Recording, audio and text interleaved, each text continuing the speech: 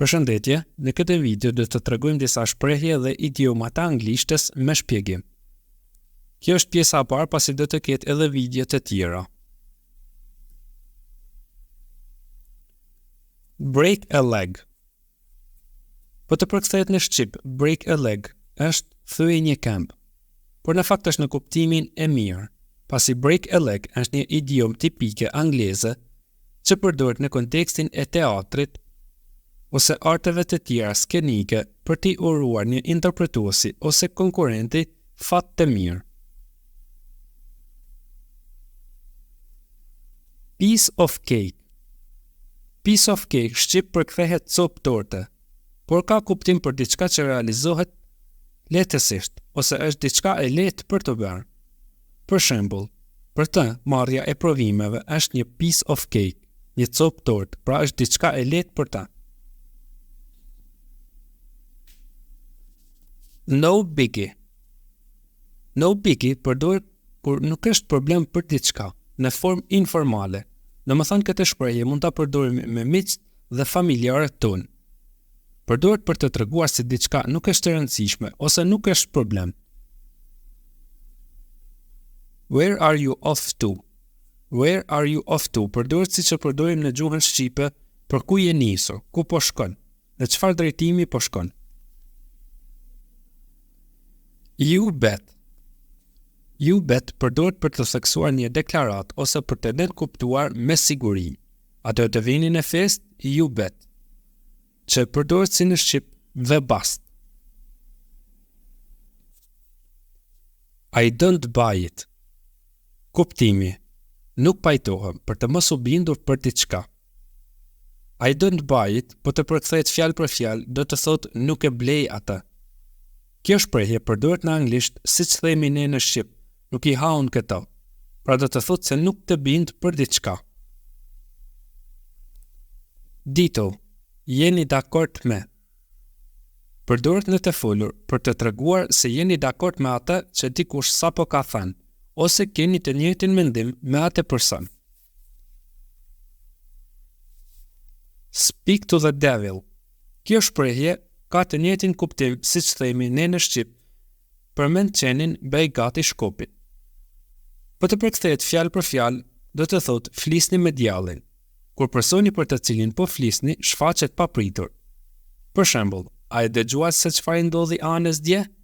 O, fol për djallin, ja ku është. I'm famished. I'm famished përdoret kur njeriu është shumë i uritur. Kjo zakonisht përdoret në formë jo formale, pra me miqt ose me familjarët. Për shembull, a është darka gati? Unë jam shumë i uritur.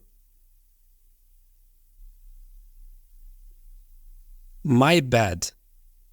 My bad përdoret në formë informale. Përdoret për të thënë diçka që ju e pranoni se e keni gabim, ose që diçka është faji i juaj. Pra përdoret me miqt ose me familjarët.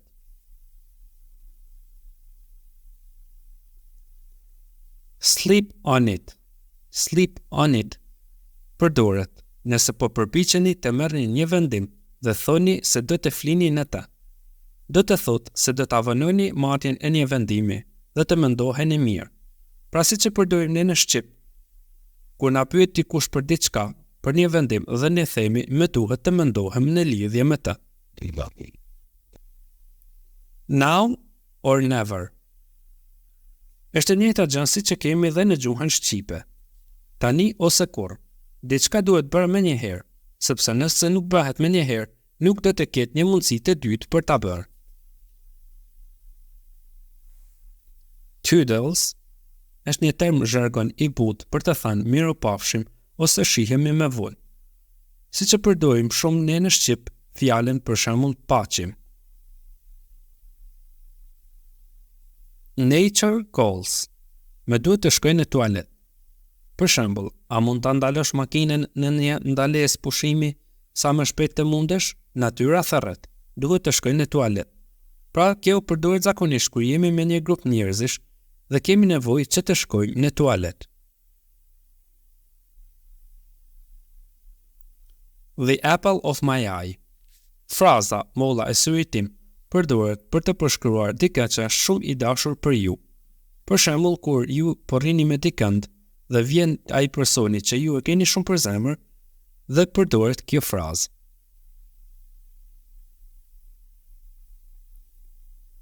Chillax. Chillax është thjesht një shprehje që përdoret në vend të relax ose për shembull chill out, që do të thotë për të qetësuar ose për të rehatuar. Mum's the word. Mum's the word, që po ta përkthejmë shqip është fjala e nanës, do të thotë të heshtësh ose të mbash një sekret. Whatchamacallit. Whatchamacallit përdoret kur nuk ju kujtohet emri i ndonjë gjëje, ose është diçka e paspecifikuar, emri i së cilës është i harruar ose nuk dihet. Easy come, easy go. Kuptimi i kësaj idiome është i vetë shpjegueshëm. Do të thotë që diçka që arrihet lehtë mund të humbitet po aq lehtë. Winner, winner, chicken dinner. Winner, winner, chicken dinner është një shprehje për shpallje të fitores, veçanërisht në lojrat e fatit. Besoj se shumë persona që kanë luajtur sidomos PUBG në momentin që mbarote loja dhe dilshin në vendin e parë, përdorin kjo shprehje nga vetë loja. Tomato, tomato, potato, potato. Do të thotë se ndryshimi midis dy gjërave është i parëndësishëm.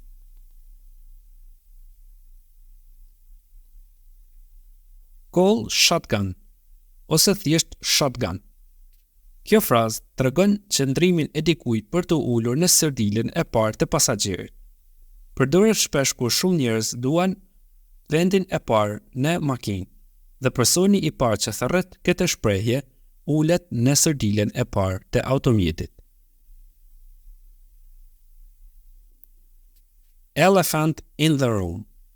Elephant in the room përdoret nëse thoni se ka një elefant në dhomë, do të thotë se ekziston një problem i dukshëm ose një situatë e vështirë, për të cilët njerëzit nuk duan të flasin. Been there, done that. Been there, done that. Njerëzit thonë se kanë qenë atje, e kanë bërë këtë gjë dhe kanë pasur një eksperiencë apo një përvojë të jashtme me atë që sapo u përmend. Në fakt, përgjithsisht përdoret kur dikush të thotë të bësh diçka dhe kur ti i thua këtë shprehje, do të thotë se nuk dua ta bëj të njëjtin gabim përsëri. I dare you. Të guxoj. Do të thotë të sfidosh dikën të bëjë diçka të rëndë, të frikshme apo të rrezikshme. Siç e përdorim në gjuhën shqipe, për shembull, mos guxo ta bësh. See you later, alligator. In a while, crocodile ose after a while, crocodile. Shihemi më vonë krokodil është një frazë tërheqëse, një shprehje që do të thotë mirupafshim. Fjalët janë marrë nga një këngë popullore rock and roll e viteve 50. Kjo shprehje përgjithsisht përdoret nga miqtë e ngushtë, pasi ka rinj. Faleminderit që na ndoqët, si dhe mos harroni të bëni subscribe për videot e reja.